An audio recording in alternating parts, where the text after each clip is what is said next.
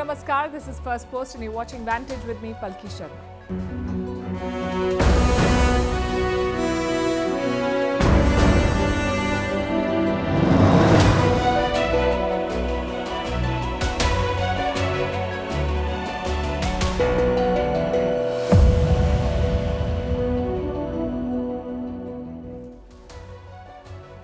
The big newsmaker of the day is French President Emmanuel Macron. He is in India as the chief guest of the Republic Day parade tomorrow. Today was day one of his visit. He spent it in Jaipur, sightseeing, meeting people, holding a roadshow, and then a bilateral meeting with Prime Minister Narendra Modi. We'll bring you the colour and the substance.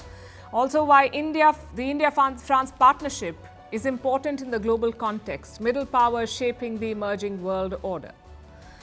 Meanwhile, Canada, under Justin Trudeau, continues to be unbelievable. Now they're investigating India for election meddling. We're not making this up, we'll discuss. The ugly separation and impending court battles in the Sony Z Saga and how it damages brand India. Why US troops are not leaving Iraq and why Baghdad wants them to go. What a lion and a tiger were doing at an election rally in Pakistan. Why an alcohol store opening in Saudi Arabia is a very big deal. How TikTok is taking on YouTube. Why labeling a student as cheater in a national newspaper is problematic. And why the US and the UK are fighting over a cup of tea. All this and more coming up. The headlines first.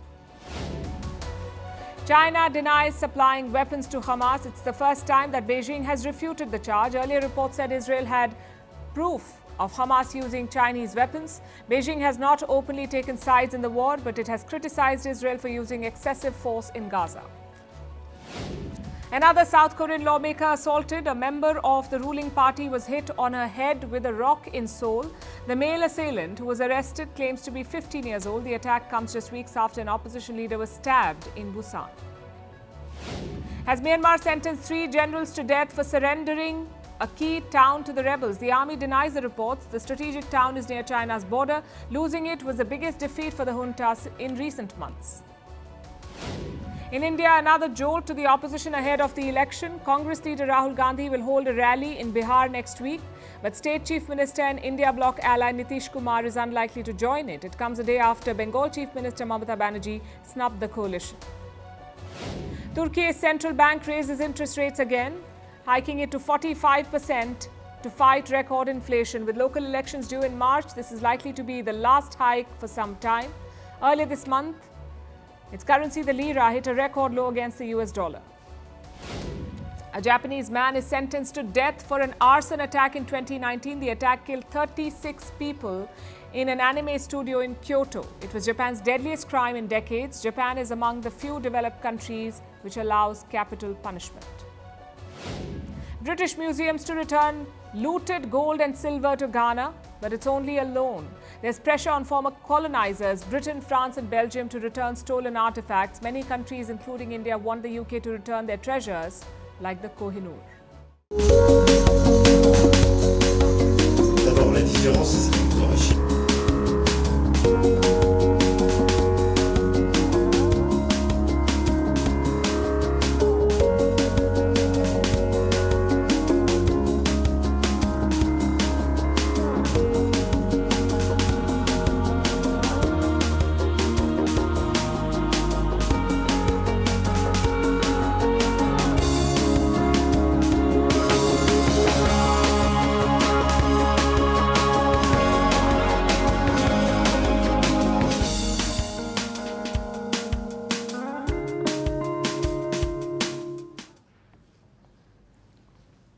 The pictures say it all. It's one of those stories. French President Emmanuel Macron in the pink city of Jaipur in a day of many highlights. This one stands out. Prime Minister Modi took President Macron shopping.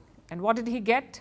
A replica of the Ram Temple from a shop near Jaipur's iconic Hawa Mahal. Take a look at this. Daily life है उससे परिचित होते हो और इस वक्त देखिए कुछ शॉपिंग भी चल रही है और दुकानों में जो आर्टिफैक्ट हैं पूरी दुनिया में The replica was gifted by Prime Minister Modi to President Macron. He is in India as the chief guest for the Republic Day parade, and he's not the first French leader to be invited for this. 5 others have been chief guests before him, and yet this visit is very different. No one has captured the mood of India as well as Emmanuel Macron. with his social media posts in Hindi, his photo ops with Prime Minister Modi, his obvious endorsement of the Ram Temple and his selfies with the people of Jaipur. Macron has invested in this relationship and India is responding in kind. Jaipur rolled out the red carpet, decked up in Indian and French tricolours to welcome the French president. Jaipur is the capital of Rajasthan, a western Indian state famous for its palaces and heritage sites. And now it's playing host to Macron. This is a break from convention. In the past, the visits of world leaders and bilateral meetings were all about Delhi. Maybe a trip to the Taj Mahal followed, but by and large, it was centred in the capital, national capital. Prime Minister Modi is changing that. He took former US President Trump to Ahmedabad, former Japanese Prime Minister Shinzo Abe to Banaras, the UAE President to Ahmedabad, and now the French President to Jaipur, complete with road shows. It's a rare experience both for these leaders and for the people of these cities. And Macron seems to be having a good time. He got a full tour of the iconic sites. His first stop was the Amer Fort, where he received a traditional welcome.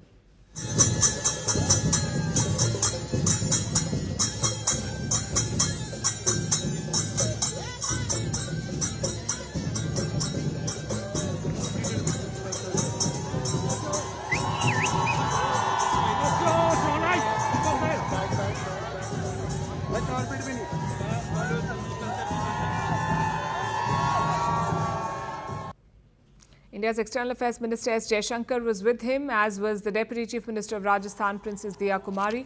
Wherever they went, Macron was greeted by large crowds. The French president did not shy away from shaking hands or posing for selfies and speaking with the people who'd come to greet him. At the Amer Fort, he interacted with Indian students who spoke with him in French. Bonjour, Monsieur le Président. Je m'appelle Anushka et j'ai visité France dernière année en septembre pour un programme de... Comme je le disais, je pense qu'il y a des choses très profondes qui nous unissent. Une créativité, un rapport à la fois, je dirais, à la transcendance. Et puis... President Macron was at his charismatic best. His next stop was Jantar Mantar, an astronomical observatory and a UNESCO World Heritage Site. India's Prime Minister joined him there. The two leaders greeted each other with a bear hug, and from there they embarked on a road show, or a Shobha Yatra. This procession was not just about photo ops. It also showcased the India-France relationship. They made a stop at the Hawa Mahal, a palace located in the middle of the old city. Hawa Mahal literally translates to the Palace of Winds. It was built in the year 1799. The palace has more than 900 windows. It is world famous for its architecture. Modi and Macron stopped there to have tea. Now, this stretch is home to Jaipur's oldest and most famous markets, so the leaders did some shopping. And that's when Macron took the Ram Temple replica.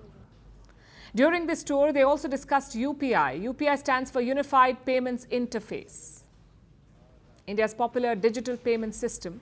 Last year, when Prime Minister Modi visited France, they signed a deal to integrate India's UPI with France's Lira network.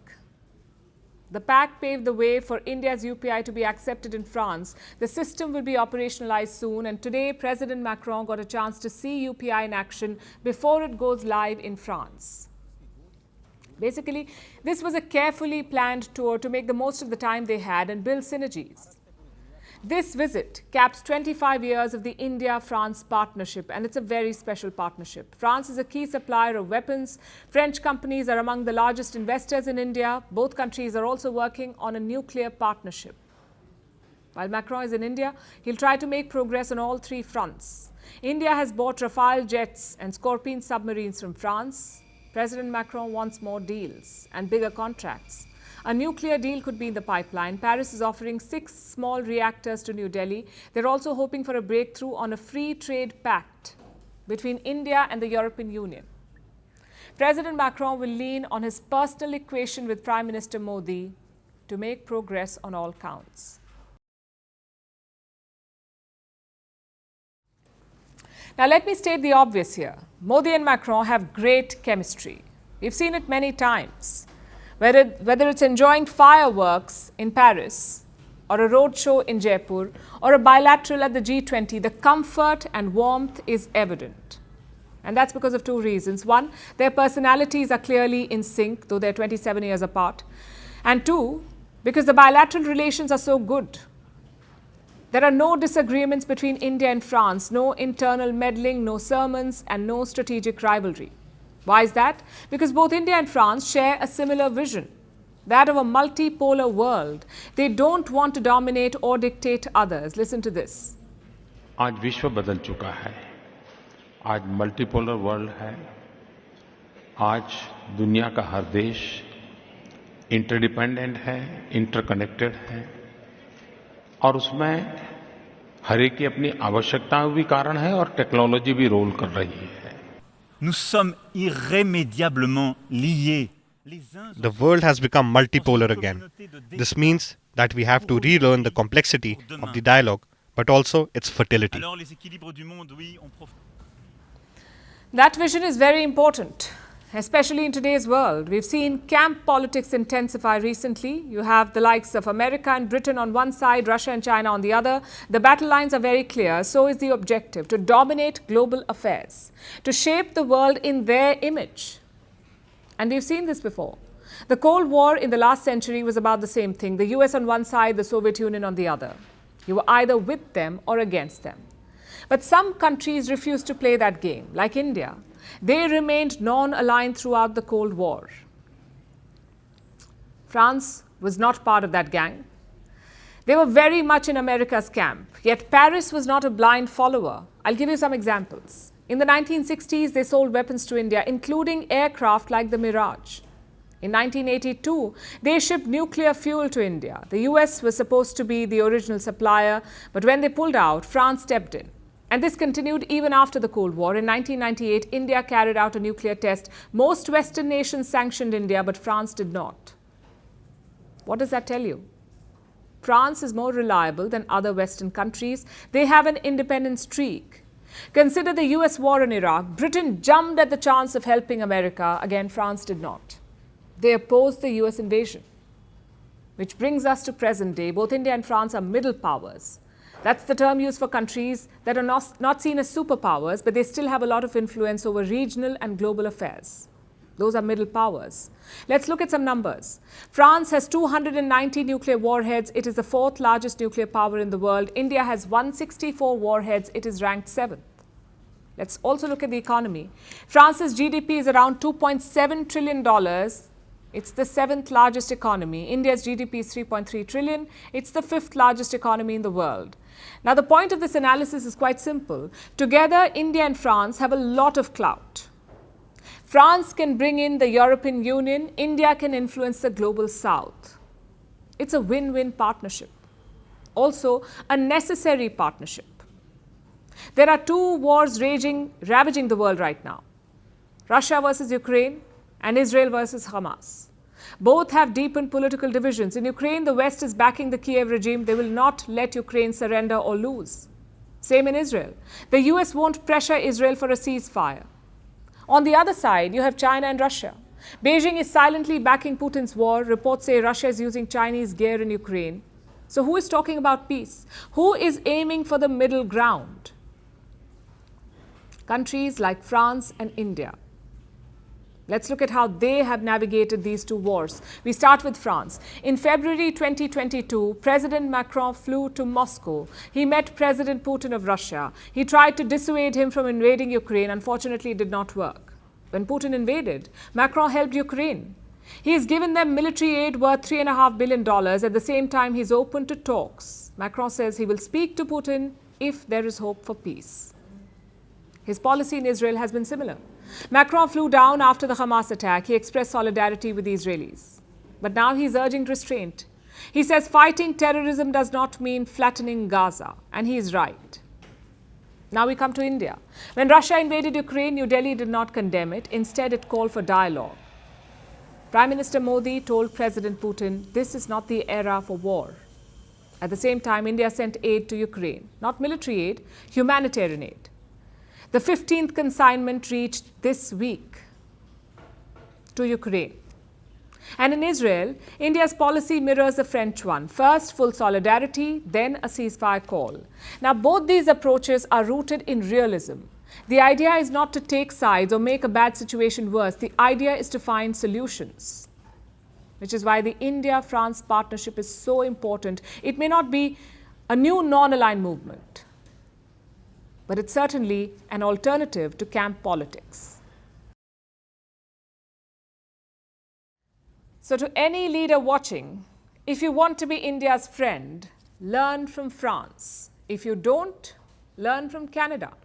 Their campaign against India continues. First, Justin Trudeau accused India of a political assassination. Now he's investigating India for election meddling. And listen to the details. Trudeau had announced a public inquiry last year. There was talk of Chinese meddling in the Canadian election. So the opposition put pressure on the Prime Minister. But the inquiry was never about India. It was about the likes of Russia and China, countries that have a history of foreign meddling. The US does too have a history of foreign meddling, but of course Canada would not dare investigate the US. So this probe was focused on Russia and China.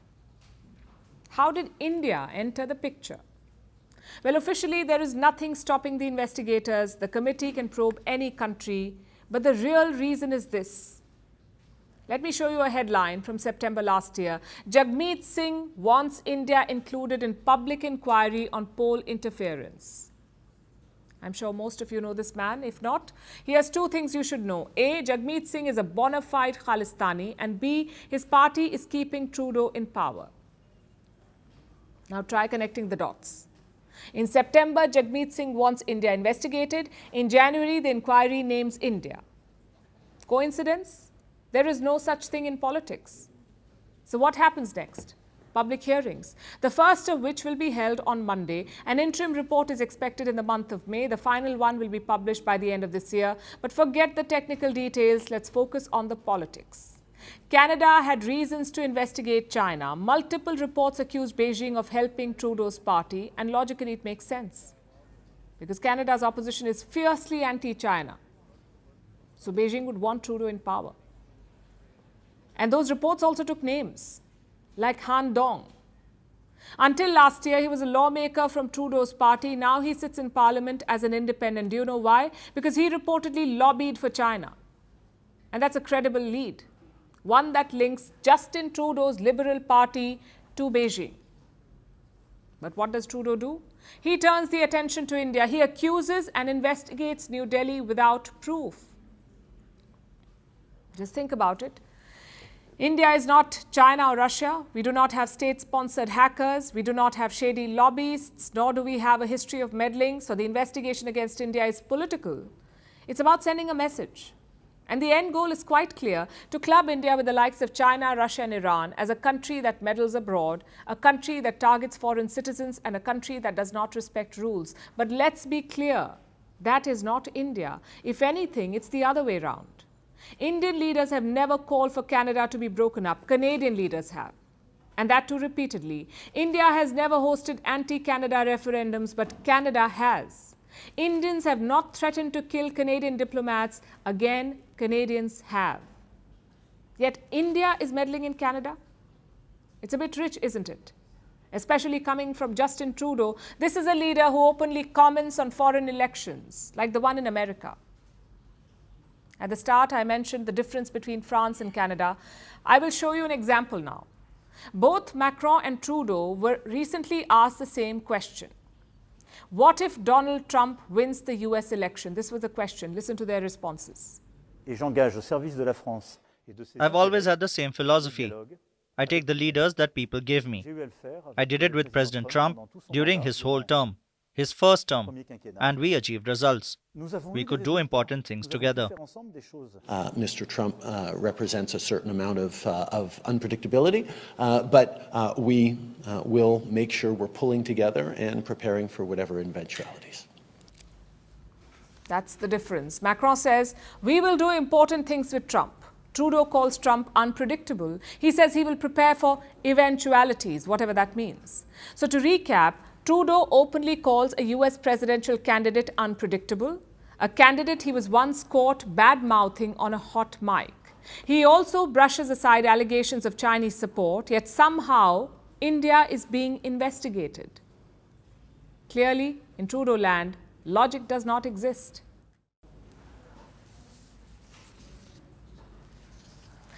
Now let's talk about the Sony Z Saga. Two heavyweights in the entertainment business. They wanted to join forces, but after 2 years of negotiations, the proposed merger collapsed.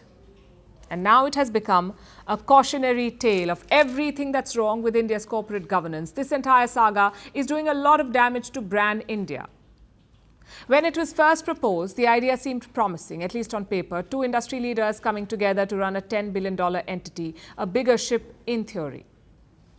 But it sunk before it could sail, leaving a bitter taste in everyone's mouth. A legal battle is now on the horizon. Z is taking Sony to court in both India and Singapore.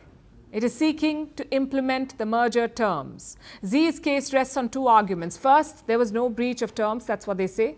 Z says it is engaged with Sony, or it engaged with Sony in good faith. And the second argument is that Sony does not deserve a termination fee. They've asked for it, the Japanese giant Sony. They've asked for some $90 million in compensation. Compensation for the failed merger, that's what Sony wants.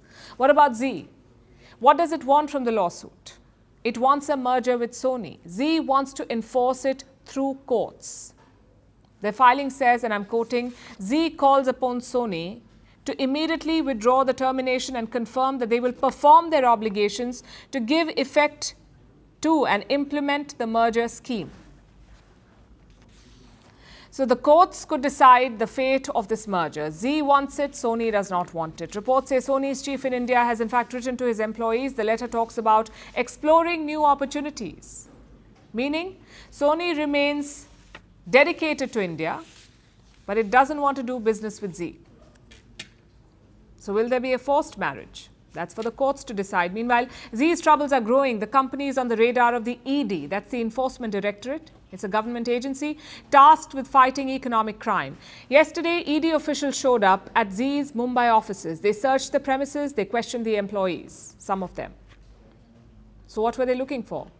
It's not clear as of now, but here's what we know. Z's founders are being investigated by SEBI, the Securities Exchange Board of India, SEBI. SEBI is India's market regulator. It is probing allegations of fund diversion by Z founder Subhash Chandra and his son Puneet Goenka, who's also the CEO and managing director of Z. They're said to have stolen from the company anywhere between 800 to 1,000 crore rupees. That's 90 to 120 million US dollars diverted from the company. This probe has come as a big setback for Z. It's also one of the reasons why the Sony merger failed. Sony felt uneasy about the investigation and the scrutiny against the founders. When the deal was first signed, Goenka was poised to lead the merged entity, but then this investigation began. SEBI banned Goenka and Chandra from holding any managerial positions. That ban was later lifted, but Sony remained uncomfortable. Also, the regulator did not take the heat off the founders. So this month, Subhash Chandra appealed to the government. He sought their intervention. Reports say he wrote to Nirmala Sitharaman, the Finance Minister of India, and in this letter, he's accused SEBI of scuttling the merger. He said the regulator, and I'm quoting, the regulator was acting with a predetermined mind and that the minister should intervene to protect the minority shareholders. So he's basically trying to put SEBI in the dock.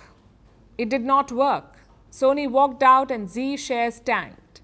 News of the merger collapse led to a mass sell-off. Shares of Z Entertainment fell by more than 30%, and now institutional investors want answers. What are institutional investors? These are large organizations. Usually they manage large pools of cash. They invest on behalf of their clients. Now, reports say they're holding discussions. They're discussing the way forward. And one of the options they're considering is this: an extraordinary general meeting where Puneet Goenka's fate could be decided. Basically, they're hinting at a forced removal. And the founders of Z are under pressure. They need to devise the way forward. And they must do it fast, else they will face the wrath of the shareholders.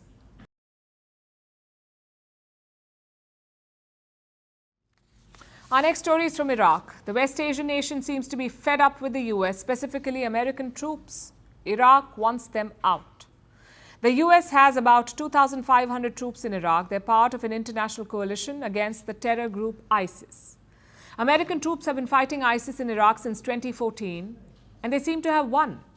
ISIS has been pushed back. But despite the success, the Americans do not seem to want to leave, and this has become a problem for Iraq, especially because of the war in Gaza. Anti-American sentiment is on the rise. Iraq's leaders do not want to be associated with the US any longer. Here's our report.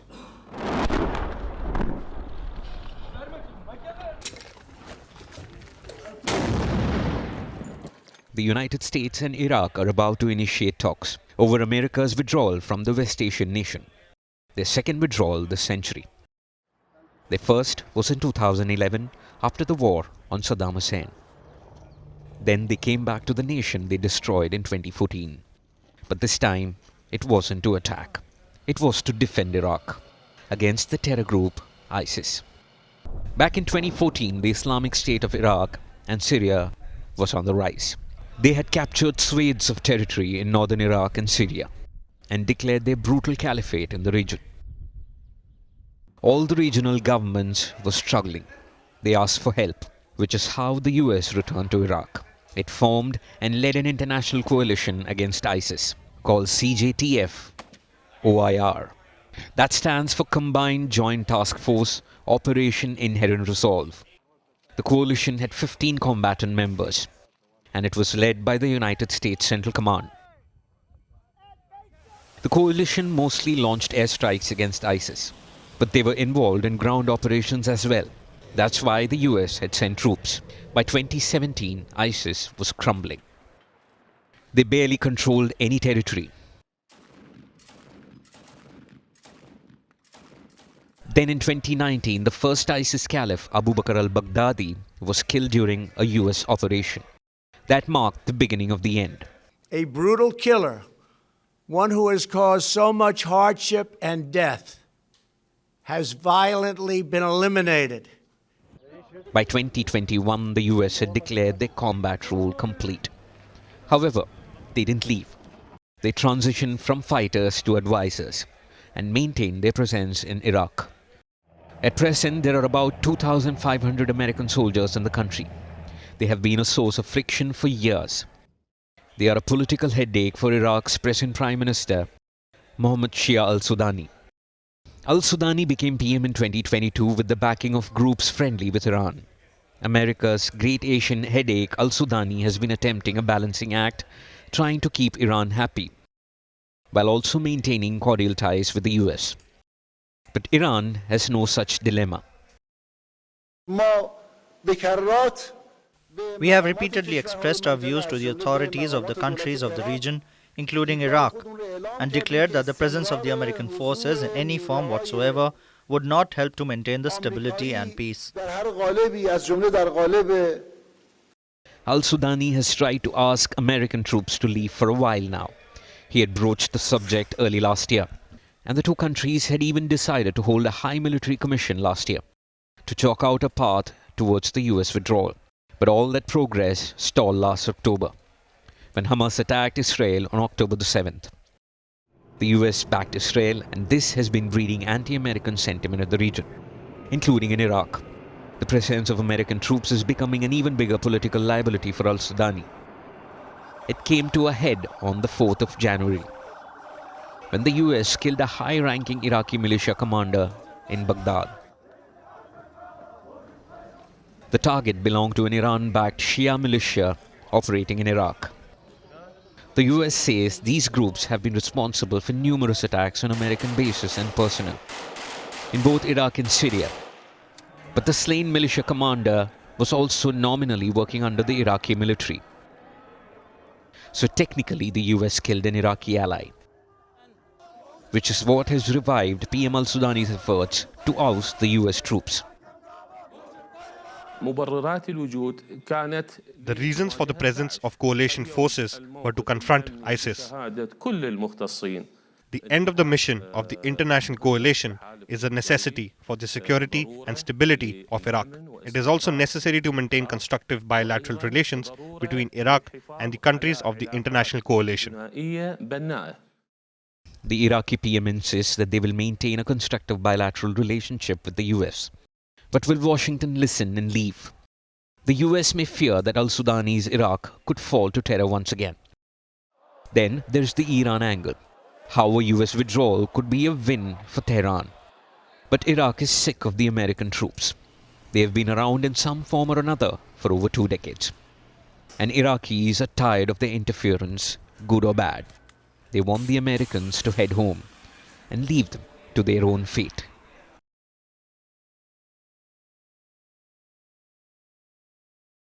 Do politicians like nicknames?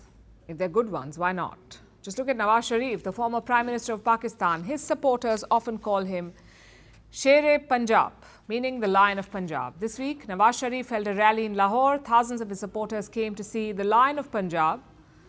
They also ended up seeing an actual lion. Take a look.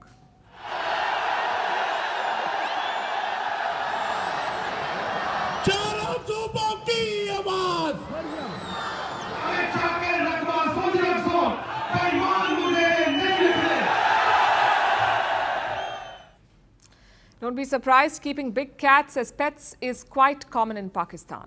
Karachi alone has 300 pet lions. Imagine that, 300 pet lions in one city. The obvious question is why? Many Pakistanis consider big cats to be a symbol of power, money and masculinity. But is it legal? Well, yes and no. Importing wild animals was banned recently, but the rest of it is fuzzy. The laws change from province to province. Either way, let's focus on the rally. The tiger and lion are both symbolic to the Sharifs. Nawaz Sharif, like I told you, is called the Lion of Punjab, and the tiger is the election symbol of his party, the PMLN, or the Pakistan Muslim League Nawaz. Yet, he was not happy to see the big cats. In fact, Sharif asked the lion and the tiger to be sent back. His daughter has released a statement. She says, do not bring real animals to political rallies. How about that? We've heard, do not bring sharp objects. But big cats is a first. Jokes aside, the campaigning is on in full swing. Pakistan's election day is February 8th. Just 2 weeks to go. Of course, all bets are on Nawaz Sharif. He has the army's support to be Prime Minister. But what happens after that? Reviving Pakistan's economy will not be easy. The ratings agency Fitch has released a new assessment. It says Pakistan will remain dependent on the IMF for the next few years. The IMF is the International Monetary Fund, or as Pakistanis call, the last hope. Islamabad has struck a bailout deal with the IMF. The deal is for $3 billion, out of which around $1.9 billion has been disbursed. But one bailout may not be enough. Fitch says Pakistan will need more help in the coming years, and you can see why. Pakistan's economy shrank by 0.2% in 2023. The year before, it had expanded almost 6%. So the trajectory is bad. Unemployment is also rising. It was 6.2% in 2021. It increased to 8.5% last year. Inflation is also on the same path. It was almost 30% last year. Basic commodities are becoming unaffordable, like eggs and onion. So where is the silver lining? There may not be one. Normally, elections bring certainty and direction to countries, but that's not the case in Pakistan. These elections are a plunge into the unknown. So many things can go wrong. Will Imran Khan supporters accept the results? Will foreign nations call out the rigging? Will terror groups attack on voting day? These are all major concerns. So whoever is elected or selected will have a tough time. They will face three main challenges. One is the economy. We've already discussed that. The second is domestic security. The Pakistani Taliban is on a rampage. There is talk of Islamic State making inroads. So security is vital. Terror attacks killed more than 1,500 Pakistanis last year. The toll was a 6-year high. Something needs to be done. And challenge number 3 is fixing relations with neighbors. Sharif has talked about a reset with India. But that's not his only challenge, and frankly, not even his call. Iran and Pakistan recently bombed each other. Pakistan and Afghanistan have also exchanged fire. So Islamabad has problems with all its neighbors. You cannot revive your economy like that. You need regional peace and stability. If Nawaz Sharif wins the next election, the coming election, it could be his most challenging term yet.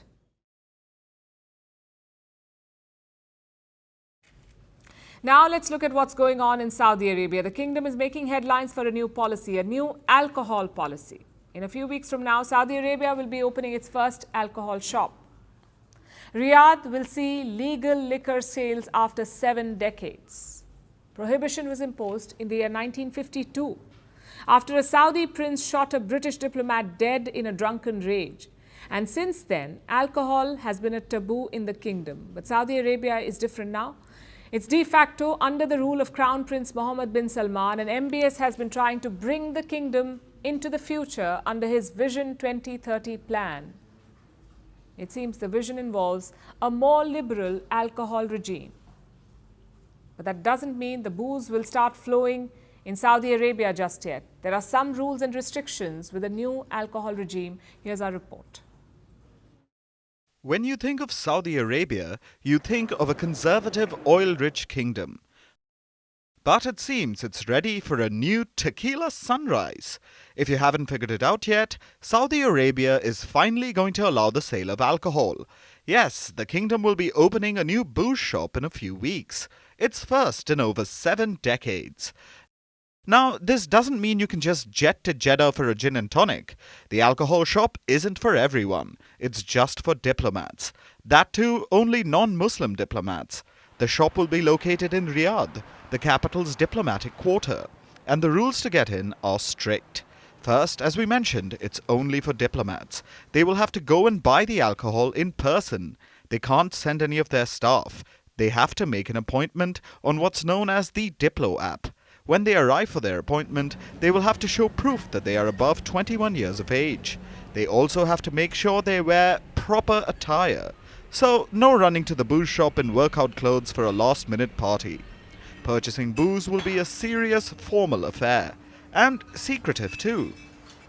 No cell phones allowed, apparently. There will be booze quotas as well. Every diplomat will be entitled to 240 points of alcohol every month. What can you get for 240 points? A litre of spirits is worth 6 points, a litre of wine is 3, and it's 1 pint for a litre of beer. So each diplomat can buy 40 litres of whiskey or gin or whatever they like, they can get 80 litres of wine, and a whopping 240 litres of beer. It seems like more than enough for a single diplomat, at least if we ignore their families and staff. Now, with all these rules, you may think that it's barely any change. But you must remember, this is Saudi Arabia, a country where women couldn't drive till 2018. That's also the year when movie halls returned after a gap of almost 4 decades. The last few years have seen momentous changes in the kingdom. They are all part of one man's vision, Crown Prince Mohammed bin Salman. The de facto Saudi ruler is trying to diversify the kingdom's economy, move it past their reliance on oil.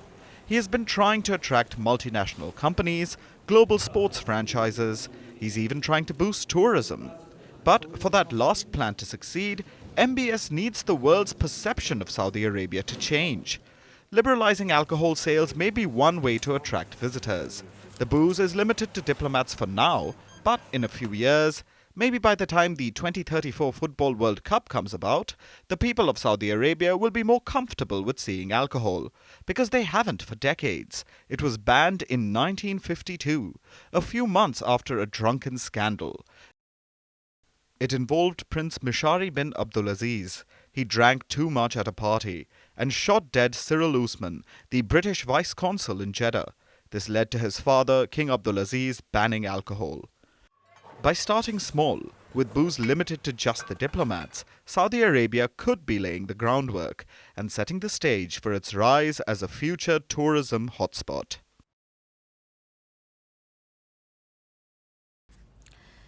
Now let's talk about TikTok, the app that has revolutionized social media and took snooping for China to another level.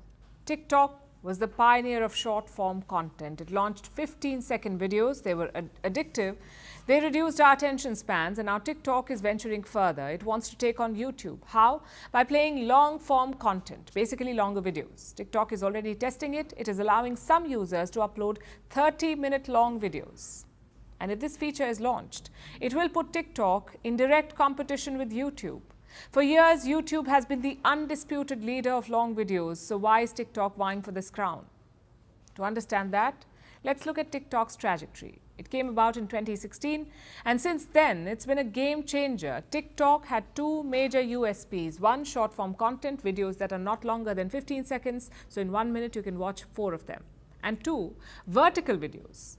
We were used to tilting our phones to watch videos. TikTok changed that, and it became the fastest growing social media platform. In 2021, it had 1 billion users. By the end of this year, it will have 2 billion. Many other platforms tried to replicate this success. Instagram got Reels, YouTube launched Shorts, Snapchat introduced Spotlight. Everyone ventured into the world of short-form content, which means TikTok lost its differentiator. Sure, it was the pioneer, but now everyone was doing the same.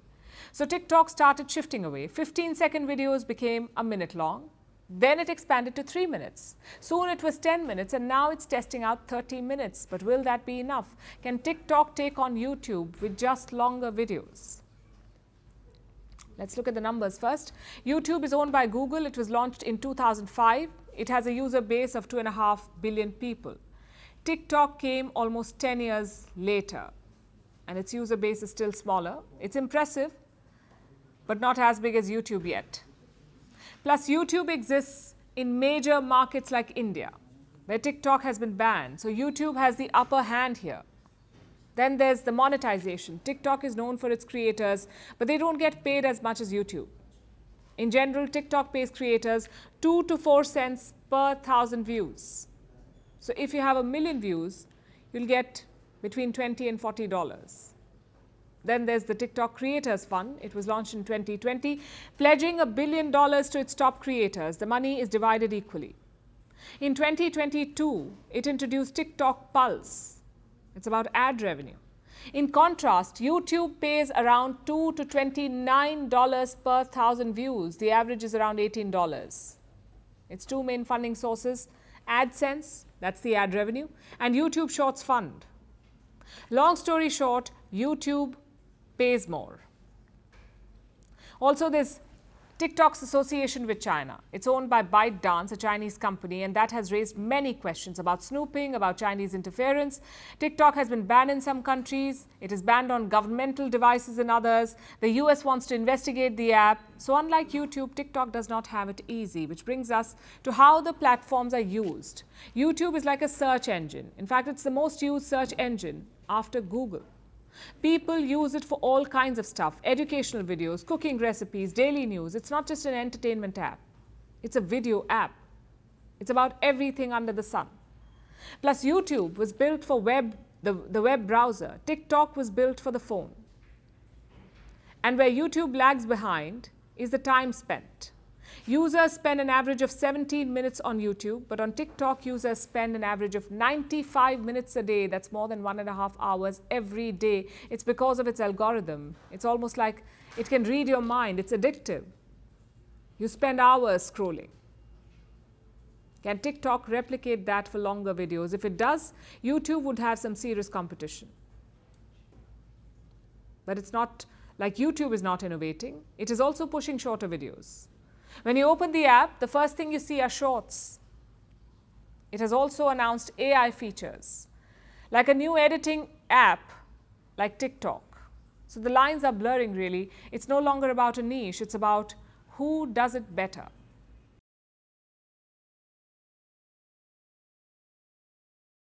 For our next story, let me narrate a scenario for you. You're caught cheating in a test. You're worried your parents will find out, so you run away from home. 3 days later, you're found.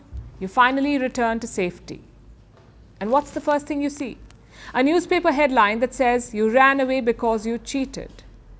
Can you imagine the trauma? It happened to a 12-year-old boy. He ran away from his coaching center in the city of Bengaluru. 72 hours later, he was found in Hyderabad. His parents are ecstatic, but the matter has not ended there. Speculation continues on why he ran away. Headlines keep reflecting it.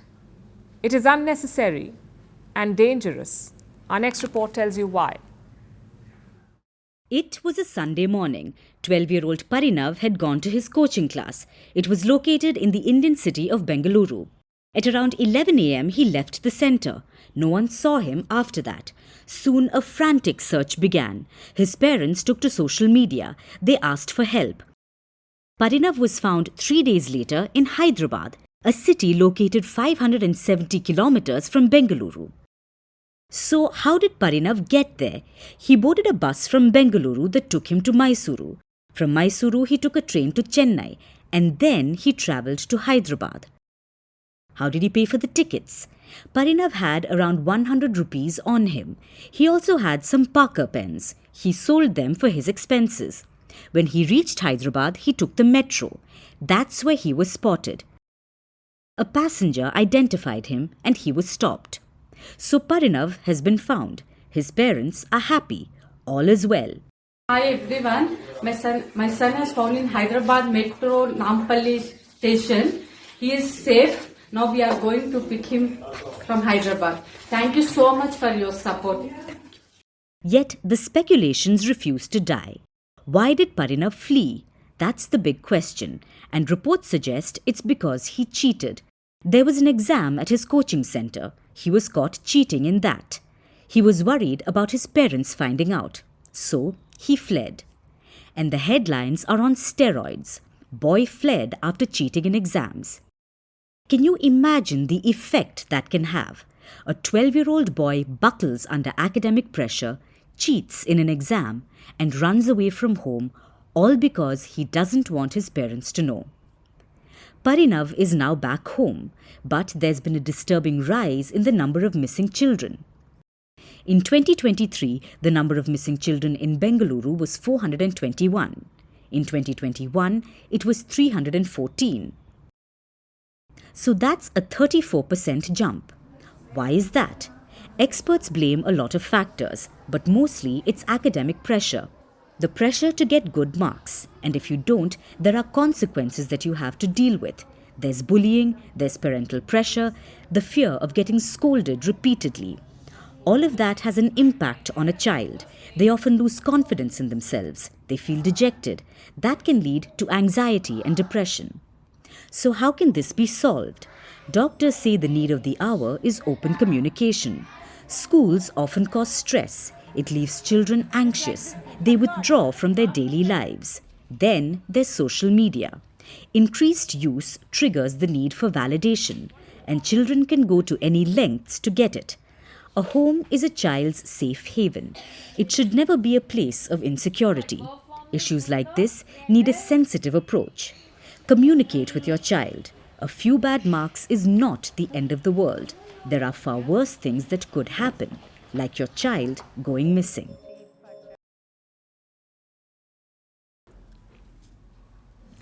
Our last story tonight comes from two countries on the opposite sides of the Atlantic, America and Britain. They find themselves on the opposing ends of a historic debate too.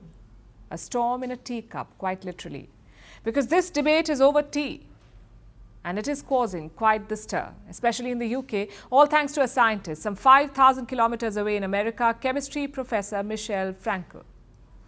She recently released a book on tea in which she said the humble cup of tea could be improved, and she suggested that a pinch of salt would help. In case you missed it, I will repeat. She says you should put actual salt in your tea. Why? Because salt contains sodium and it would make the tea less bitter. That's the theory. And that's not all. She also advises that you vigorously squeeze the tea bag while steeping tea. Now she's paying a steep price for her ideas. She has left the Brits at a boiling point. You see, the British are tea-loving creatures, even though it's not their drink. Tea first arrived in Britain from China in the 1650s, but they're quite attached to it, like they are to many other things that are not theirs. Plus, they give themselves credit. The British believe they have perfected the art of making tea. And now they're the third largest tea drinking nation in the world after Turkey and Ireland. 84% of the UK population drinks tea every day. The UK drinks about 100 million cups of tea per day. The beverage is practically a cultural institution in the UK. So when America, the country that famously threw British tea overboard in 1773, tells them how to make tea and asks them to add salt, they don't take it well. The Brits are appalled. And their headlines say it all. The brewing controversy has prompted a diplomatic intervention from the US. They've issued what they call an important statement. The US has issued the statement saying, and I will quote, The unthinkable notion of adding salt to Britain's national drink is not official United States policy and never will be. Tea is the elixir of camaraderie. We cannot stand idly by as such an outrageous proposal threatens the very foundation of our special relationship. This made everyone happy. The aggressive headlines say it all. But America could not resist stirring up some trouble as usual. They added that Americans would continue making tea in the microwave, and the British government disagreed wholeheartedly. After all, this is not the first time the Americans have trolled Britain. One time, the British even called on their military to clarify their point. So far, no war has been declared over tea, but this bizarre incident makes one thing quite clear. People take their food very seriously. Just take celebrity chef Gordon Ramsay. He loves making idiot sandwiches. Take the Italians, for instance. Just Google Italians mad at food. That's what you type, Italians mad at food, and you'll see what I'm talking about.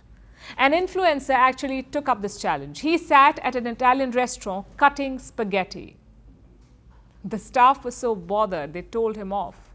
In another case, he drank wine with ice. They took his glass away. But not just Italy. Food is a big deal in many other countries, especially the traditional cuisine, like in Japan, China, France, India, Spain, and many others, because food is not just about sustenance. It's a part of our culture.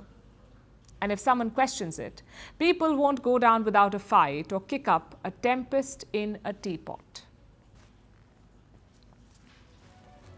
And now it's time for Vantage Shots, images that tell the story. In South Korea, a new viral trend of deep frying toothpicks raises concerns.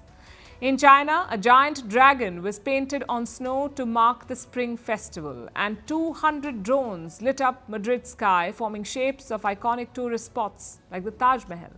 Finally, we're taking you back in history. On this day in 1924, the first Winter Olympics kicked off in France. 16 countries gathered to compete in the French Alps. It initially received some pushback from the Scandinavian nations, but the competition was a huge success. We are leaving you on that note. Thanks for watching. We'll see you tomorrow.